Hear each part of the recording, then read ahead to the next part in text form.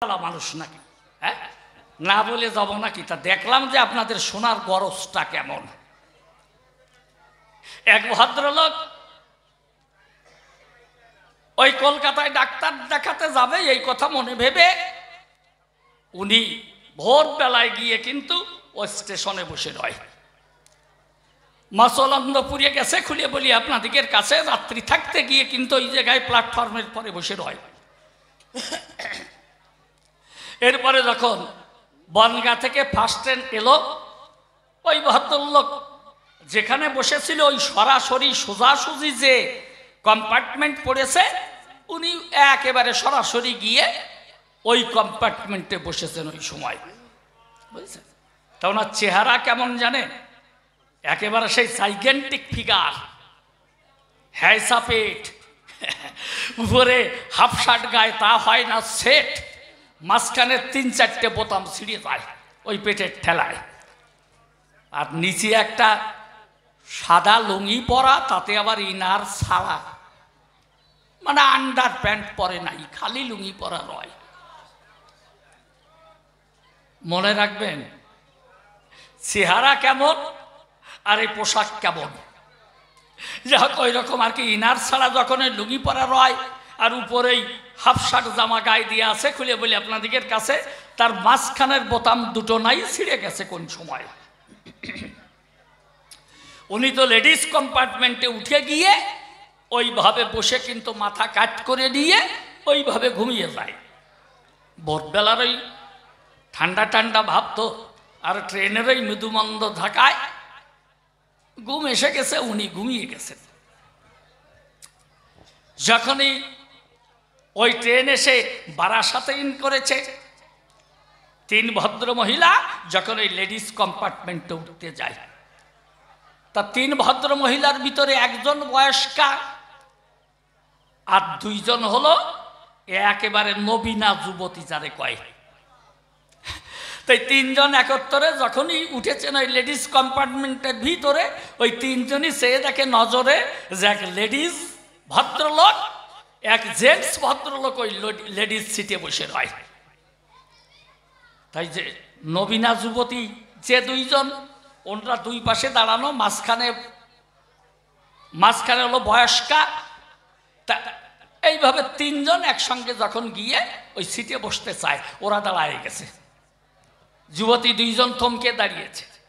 আরে বয়স্কা যে, উনি বুঝতে পেরেছেন যে কি যেন কি হচ্ছে, ওরা একে অপরের দিকে ইশারা দিয়ে কি যেন কথা কয়, সায় সায় কথা কয়। তার মানে ওই যে জেন্টস ভদ্রলোক উঠে বসে আছেন ওই জায়গায়, ওরা গিয়ে ওনার 2 পাশে ওই 2 জন দাঁড়ায়। নবীনা যুবতী 2 জন 2 পাশে দাঁড়িয়েছে। একজন কানের কাছে মুখ নিয়ে বলছে, ও দাদা আপনার ড্রামটা কত নিয়েছে? মনে যে হ্যাঁ, ওই হ্যাঁসা বুড়ি ওই দিকে লক্ষ্য করি, আবার এই জামার বোতাম গেছে ছিঁড়ি, ওইখান দিয়ে ফাঁক দিয়ে দেখা যায় একজন কানের কাছে মুখ নিয়ে বলছে, তখন ডাক দিও, দাদা আপনার ড্রামটা কত নিয়েছে বলুন তো আমায়। ওনারা ঘুমিয়ে গিয়েছিলেন তো, ওই শব্দে ঘুম ভেঙে গেছে, ভাবে কি রে, হ্যাঁ এই যে জল তরঙ্গের মতো রিমঝিম শব্দ করে কি যেন বেজে গেল। হ্যাঁ, তা সে দেখে যে ওই 2 যুবতী, খুলে বলি সভা সম্প্রতি ওনার 2 পাশে দাঁড়িয়ে রয়। উনি ভাবে কি এ যমদূত নাকি? আবার ভাবে না না, যমদূত হবে কেন? যমদূত হলে তো তারা পুরুষ, আরে যে মহিলা। এখন মনে করছে ওরা কি যেন বলল, ভাবছে ও আচ্ছা আচ্ছা আচ্ছা, আমাকে বলছে এই ড্রাম কত নিয়েছে, তা আমি তো কোনো ড্রাম আনিনি। উনি এদিকে ওদিকে তাকায়, নিজের সিটের নিচেও মাথা নিচু করে দেখতে যায়। ওরা 2 জন বুঝেছে আমরা যা বলেছি, উনি তো তা বোঝেনি। ওই যে পাশে আর একজন ছিল, উনি এইবার এই পেটে খোসা দিয়ে কয় যে, বর্দা আপনার এই ড্রামটা কত নিয়েছে?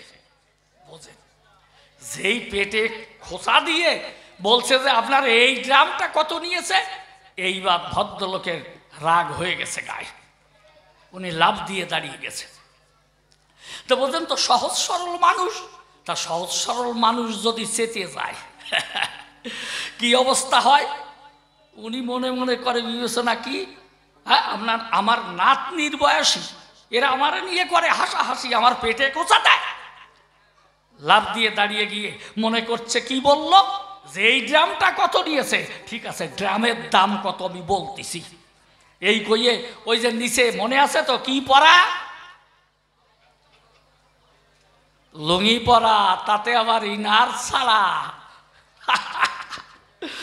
এই মামনি একেবারে বলার আগে সব টক টক করে বুঝে যায়।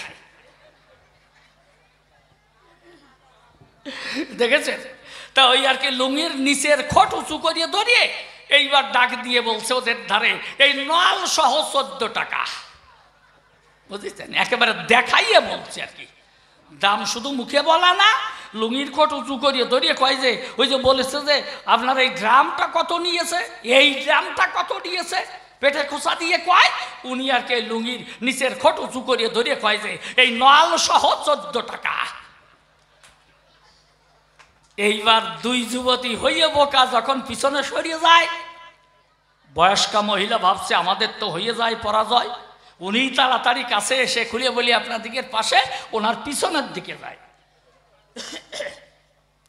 উনি তো সামনে উঁচু করে ধরে কয় যে নল সহ 14 টাকা। আরে বয়স্কা মহিলা পিছনে গিয়ে পিছনের দিকে উঁচু করে ধরিয়ে কয় যে ফুটো ড্রাম, এই জন্য এত কম দাম। ফুটো ড্রাম এই জন্যে বাবা, তোমার চরণ ধরে করিমানা, লোকের কথায় কান দিও